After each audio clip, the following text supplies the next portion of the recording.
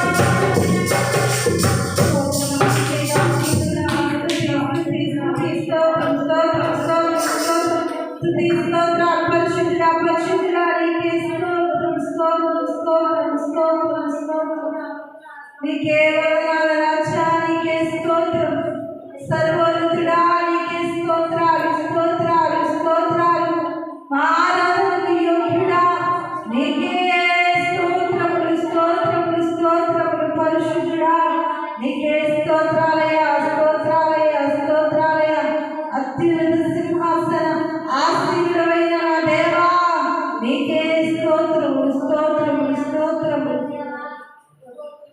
ప్రార్థించాలి ప్రతి ఒక్కరు ప్రార్థించాలి మన హృదయంలో ప్రార్థిద్దాం. మనం చేసిన ఆరాధన ఇంకా ఆయనకి ఇష్టమైన ఆరాధన చేసేవారుగా ఉంటాం.